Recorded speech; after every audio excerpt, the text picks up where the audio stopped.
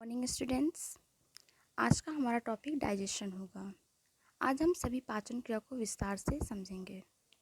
जैसा कि हम सभी जानते हैं कि हमारे द्वारा खाए गए जटिल तत्व सरल तत्व में परिवर्तित होते हैं और ये रासायनिक परिवर्तन द्वारा परिवर्तित हो जाते हैं। चलिए हम आपको वीडियो के माध्यम से पाचन क्रिया को अच्छे से समझाने की कोशिश करते हैं। चलिए लेट्स स्टार्ट द वीडियो।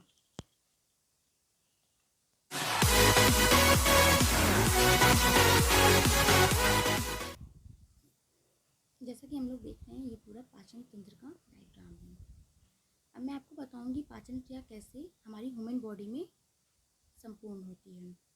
सबसे पहले स्टार्टिंग मुख से। पाचन क्रिया मुख से प्रारंभ और गुदाद्वार पर समाप्त होती है। ये 8 से 10 मीटर लंबी होती है। ये कई अंगों से मिलकर बनी होती है पूरी पाचन क्रिया, जैसे मुख गुहा, ग्रसनी, ग्रास नली, अमाशय, छोटी आंत और बड़ी आंत। अब जो पाचन की मेन क्रिया होती है वो मुख गुहा और अमाशय और छोटी आंत में होती है। अब हम बात करते हैं मुख गुहा की। मुख गुहा जो होती है वो आहार नाल का आगे वाला भाग होता है, जो ओंठ, दांत, जबड़े आदि से मिलकर बना होता है। फिर आती है ग्रसनी। ग्रसनी जो होती है उसे हम इंग्लिश में फेरिक्स कहते हैं। ग्रसनी के बाद हमारा आता है ग्रास नली, जिसे हम इसोफेगस कहते हैं। ये 25 से 30 सेंटीमीटर लंबी होती है। ठीक है। फिर इसोफेगस के बाद हमारा आता है स्टोमक, जिसे हम अमाशय कहते हैं। अमाशय ये आहार नाल का लगभग 25 सेंटीमीटर लंबा व चौड़ा व थैले जैसा भाग होता है। ये कई प्रकार की जठर ग्रंथियों और गैस्ट्रिक ग्रंथियों आदि से मिलकर बना होता है। एक तरह से हम कह दें कि ये एक तरह से चक्की का कार्य करता है। अब इसके बाद अमाशय के बाद हमारा आता है छोटी आंत। छोटी आंत ये 6 से 7 मीटर लंबी तथा 2.5 सेंटीमीटर मोटी नलिका होती है। फिर इसके बाद आता है हमारी ये बड़ी आंत, ठीक है, जिसे हम कहते हैं लार्ज इंटेस्टाइन।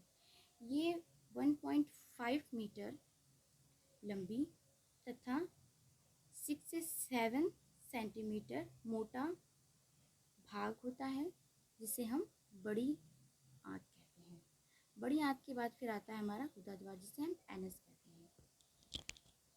ये तो मैंने आपको बताया कि कौन कौन से पार्ट होते हैं। अभी जैसे इसमें मैंने आपको यकृत नहीं बताया। अब जैसे यकृत जो है, यकृत 15 से 22 सेंटीमीटर लंबा व चौड़ा और भाग होता है, और इसका भार लगभग 1.6 किलोग्राम होता है यकृत का। ये हमारा यकृत है। ठीक है। इसका भार कितना होता है? 1.6 किलोग्राम होता है। अब यकृत जो होता है हमारे पाचन क्रिया में ये रसायन स्राव करता है। जैसे हम लोग जानते हैं पितरस, उसे इंग्लिश में बाइल जूस कहते हैं, ये स्राव करता है यकृत। अब यहाँ पे जैसे हम देख रहे हैं अग्नाशय दिख रहा है, अग्नाशय जिसे हम पेंक्रियाज कहते हैं। तो पेंक्रियाज जो होता है, ये पेंक्रियाज और यकृत हो गया और गॉल ब्लैडर हो गया, ये तीनों हमारे जो पाचन क्रिया होती है उसमें रसायन स्राव करता है, जिससे हमारे भोजन को और सरल तरीके से पचाने में सहायता करता है। अब जैसे हमने कहा पेंक्रियाज, पेंक्रियाज जो होता है वो कार्बोहाइड्रेट और प्रोटीन पर क्रिया करता है और उन्हें सरल क्रिया करके आगे की तरफ भेजता है। ठीक है। अब जैसे हो गया गुदाद्वार। अब मैं आपको एक चीज़ और बताती हूँ। जैसे कि हम लोग बात करते हैं, ये देखते हैं, जैसे हम लोग कार्बोहाइड्रेट फूड के रूप में लिए या प्रोटीन लिया या फैट लिया, तो वो कन्वर्ट किस में होता है, मतलब हमें न्यूट्रिशन कैसे मिलता है और क्या कहते हैं, हमें कैसे सब चीज़ें मिलती हैं। तो जैसे हम जो कार्बोहाइड्रेट लेते हैं वो कन्वर्ट होता है ग्लूकोज में, और जो हमारा प्रोटीन होता है वो कन्वर्ट होता है एमिनो एसिड में, और जो हमारा फैट होता है वो फैटी एसिड एंड ग्लिसरॉल में कन्वर्ट होता है।